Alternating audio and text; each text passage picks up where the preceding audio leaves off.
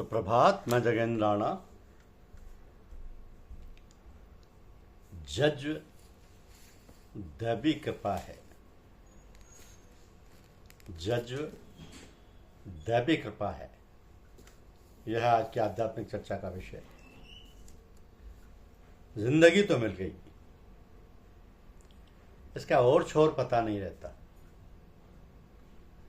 एक कामिल फकीर बुजुर्ग जिससे आपका संबंध होता है, जो जमीन पर होते हुए आसमान पर वास करता है, अपने संबंध के प्रभाव से साधक के हृदय में उस छुपी हुई दिव्य शक्ति जिसने आपके अंदर रूह फूंकी और छुप गई और खामोश हो गई, उसको जागृत कर देता है। यही खेल अपनी भाषा में जज्ब कहलाता है। तो जज्ब रूह की तरह ही प्राप्त करके, या रूह की तरह ही प्राप्त एक ऐसी दिव्य शक्ति है जिसके प्रभाव से शरीर के अंदर वास करने वाली असली ताकत दिव्य शक्ति जागृत ही नहीं होती, बल्कि शेष सारी मिट जाने वाली शक्तियों पर हावी हो जाती है। कितनी उलटधार है। तो परमात्मा ने मनुष्य को रूह यानी आत्मा देकर संसार में जन्म दिया है। जन्म के बाद मनुष्य उस आत्मा को मिट जाने वाली शक्तियों के सुपुर्द कर देता है। अपने कर्म से यानी स्वयं के चुने हुए सलूक की राह से अधिक मनुष्य इस आत्मिक दिव्य शक्ति को मिट जाने वाली शक्ति में लोभ करके कष्ट पहुंचाता रहेगा।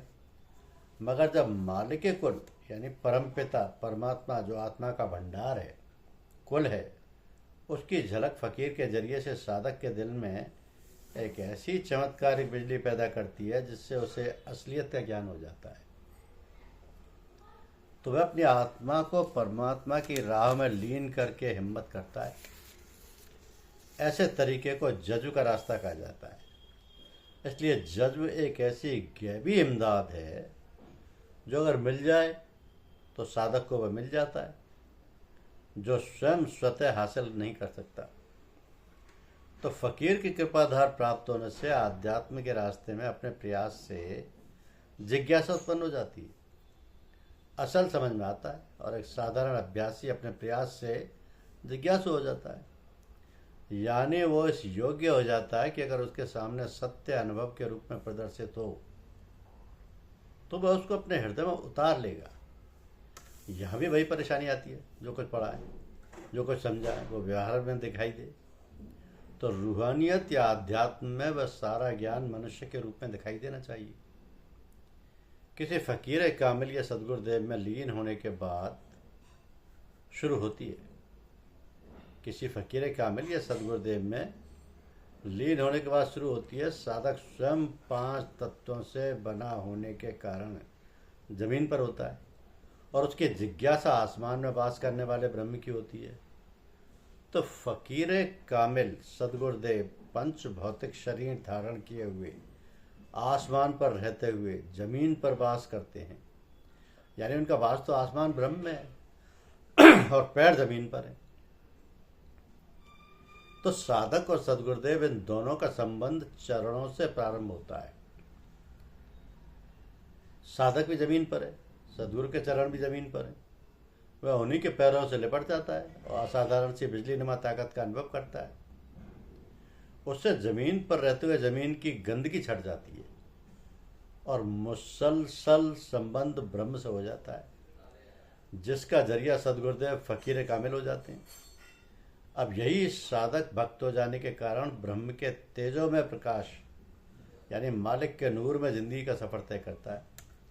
इसका आचरण व्यवहार जो कुछ संसार में दिखाई देता है वो आम लोगों से निश्चित रूप से भिन्न होगा।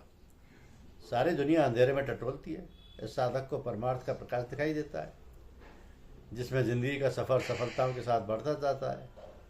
तो वह स्वयं इस राह में अपने को हमसफर सदगुरुदेव के साथ बना चुका होता है। उसकी हालत कुछ ऐसी हो जाती है कि तुझी को चाहता हूँ और तुझी से चाहता हूँ। यही दूसरा चरण जज्ब की शुरुआत है। पहले स्वयं अकेले केवल संस्कारों के आधार पर जो खोज की जा रही थी, उसको जज्ब की इतनी तेज रफ्तार सवारी मिल गई कि हजारों मील का सफर चंद घंटों में तय हो गया। तो जब से जज्ब की तेज रफ्तार सवारी मिली है, मैं सुलूक के रेगिस्तानी मुकामों में पैदल चलना भूल गया हूँ। बस एक ही तमन्ना है कि जज्ब की सवारी हमेशा हमेशा मुझको मैसर होती रहे। तो जिस तरह आदमी है आत्मा या रूह के बगैर बेकार है, उसी तरह ज्ञान भक्ति के बगैर बेकार है, और इसी तरह आध्यात्मिक उन्नति महज ख्याल ही ख्याल है। तो जब तक वह जज्ब के खुशनुमा पंखों पर ना उड़ रही हो, और जज्ब एक ताकत है, कॉस्मिक एनर्जी है, जिसका स्वभाव यह है कि वह दिखाई नहीं देती, और जिस रूप में जाहिर होती है वह उसका वास्तविक रूप नहीं है। तो ये कभी कभी भ्रम का कारण बन जाती है। जज्ब के सहारे ऊंचे मकामात हासिल होने के बाद भी इस रहस्य के स्पष्ट न होने के कारण, कभी कभी अहंकार का भाजन होने के कारण सब कुछ नष्ट होते देखा गया है। जज्ब इसलिए रूहानी ताकत है, और वो इसी ताकत के भंडार यानी मालिक के कुल से प्राप्त होती है। तो मालिक के कुल का भंडार जिसके जरिए से खुलता है वही सदगुरुदेव हैं। चाहे देखने में आप ही के समान होते हुए भी आपका पिता है, ऐसा ही संतर को भी समझना चाहिए। गोस्वामी तुलसीदास जी महाराज जैसे महान संत ने सदगुरुदेव को नर रूप हरि माना है।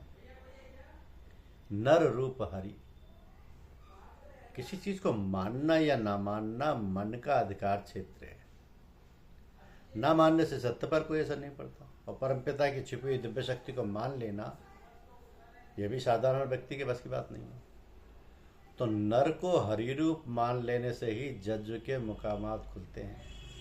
यानी जज्ब एक ऐसा जादू है जो साधक या जिज्ञासु के हृदय में ऐसे सर चढ़कर बोलता है कि जिज्ञासु साधक वही भाषा बोलता है जो भक्त को बोलना चाहिए।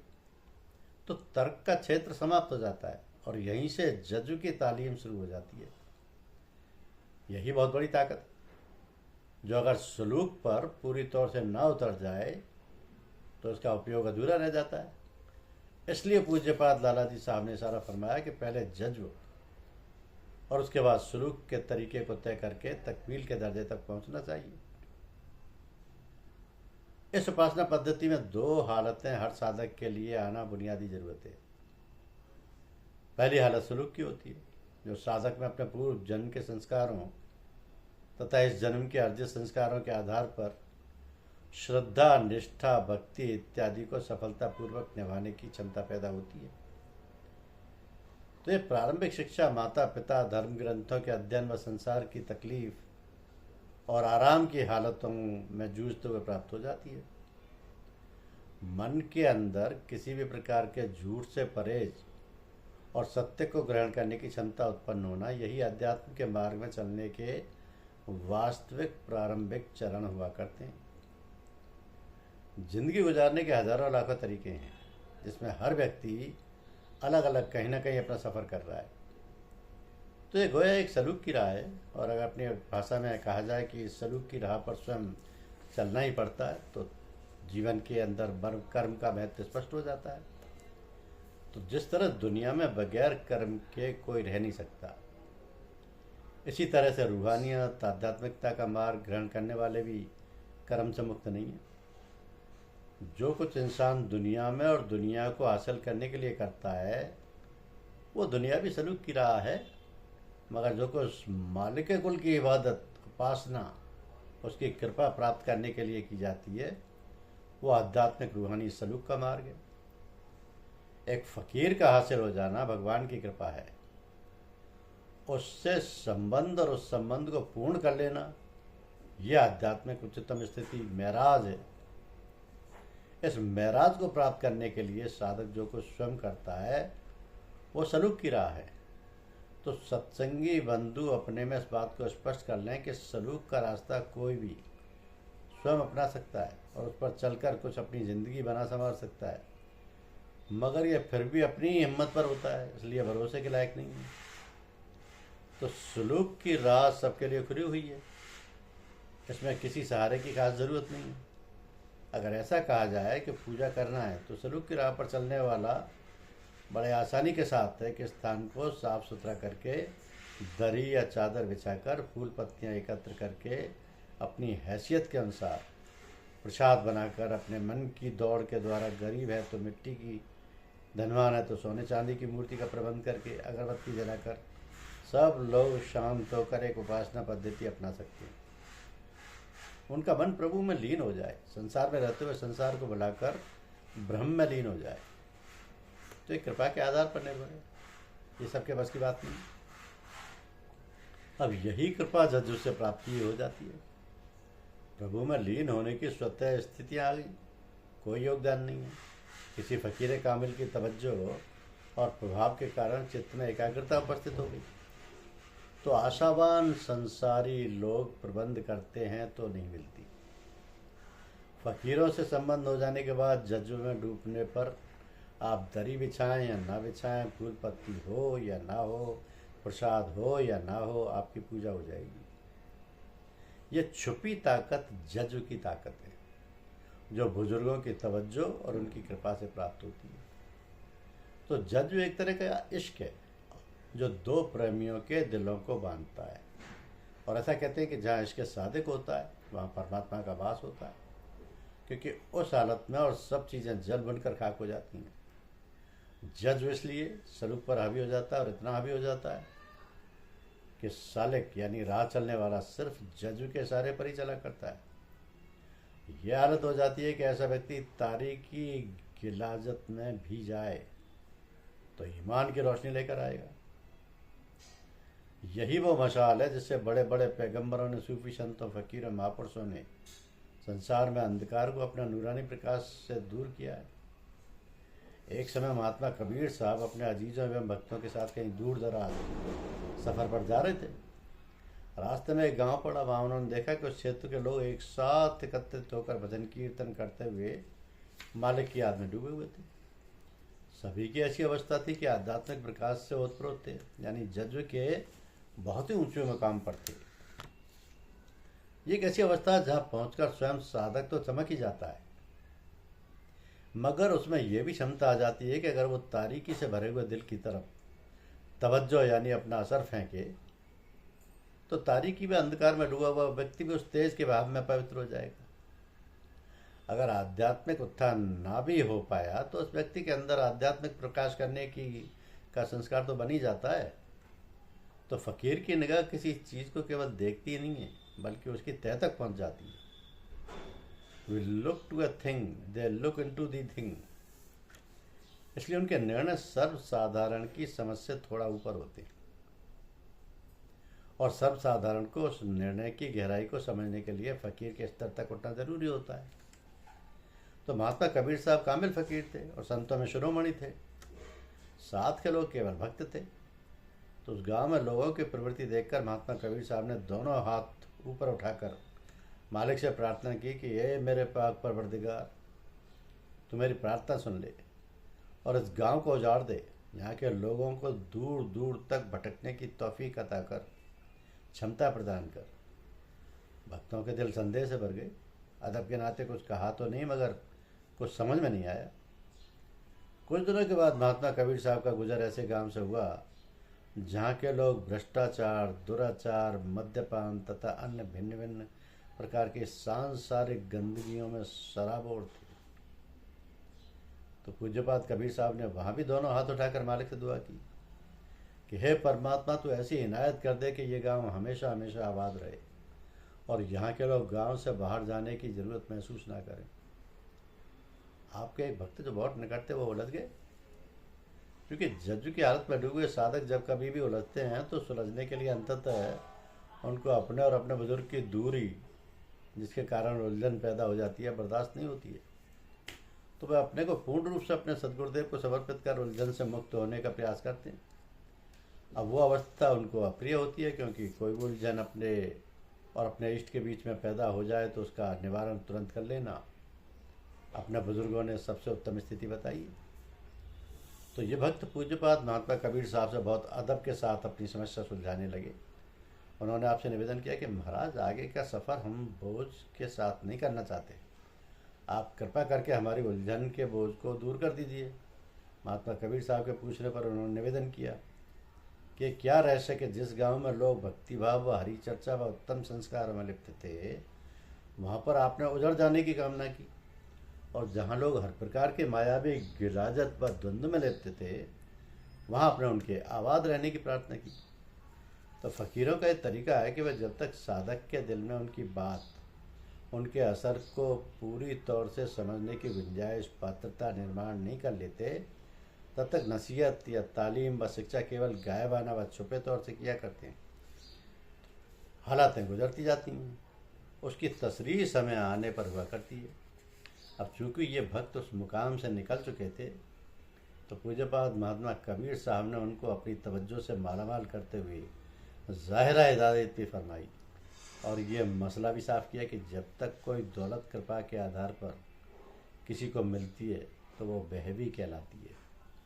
उसी के प्रभाव से अंधकार दूर किया जा सकता है। यानी अपनी भाषा में जज्ब एक ऐसी शक्ति है जो केवल मुर्शद सदगुरुदेव की कृपा से ही प्राप्त होती है। जिसको मिल जाती है वह उसी प्रकार के प्रभाव से दूसरे के दिल के अंधकार से प्रकाश प्रज्वलित कर सकती है। ऐसे लोग खिदमत खल्क यानी भूले भटके लोगों को रास्ता दिखाने के लिए सबसे ज़्यादा प्रिय होते हैं, और इसी प्रकाश को फैलाना यानी अंधकार को दूर करना, यही उनकी सबसे बड़ी साधना होती है।